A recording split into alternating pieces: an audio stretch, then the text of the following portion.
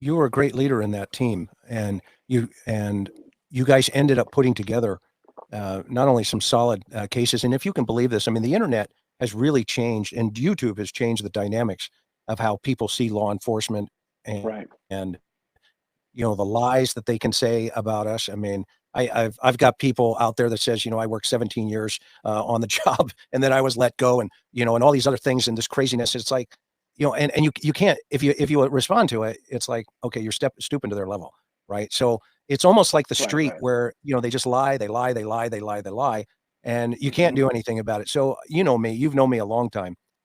I just like, okay, whatever, have a great day. Let's talk about real victims. Let's talk about, real families, not, this cuckoo, cuckoo-ness out there. And Right. that's why I love the fact that, you're still in the game, and you've been doing this for quite some time. You've been leading major teams. So what I want to do is introduce you to the world here. Right now, we've got over 1,000. There. And that actually it was kind of an interesting case. We had this. We can talk about it later, but we had the sheep flat Jane Doe case that I think you and I talked about that happened in around 1982. And so we had a Jane Doe. She was freshly killed.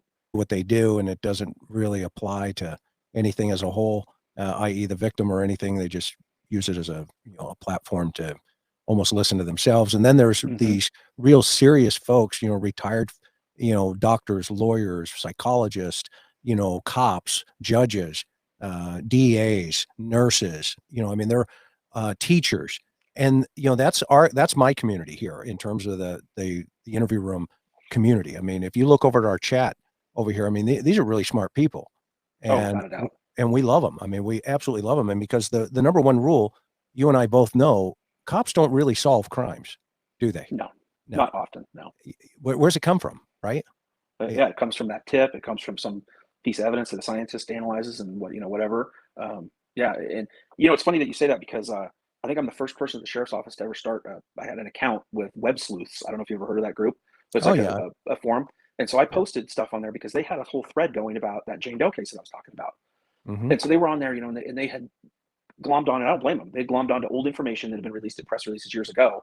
And like one of them had to do with like dental work. We thought at one time that her dental work was of European descent, and so they went into a whole long thread about that whole stuff. And so I was able to come in there and update some of the information for them so that they weren't spinning their wheels on something that had already kind of been vetted out. Right, And right.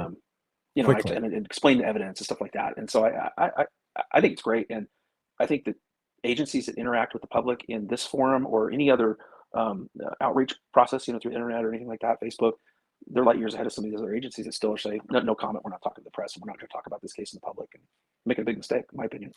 Yeah, and and that's real leadership there. I mean, because you can speak with authenticity. I mean, you've been there, done that. Not only on the homicide side, you've run the team, so you get the role of everybody in the group.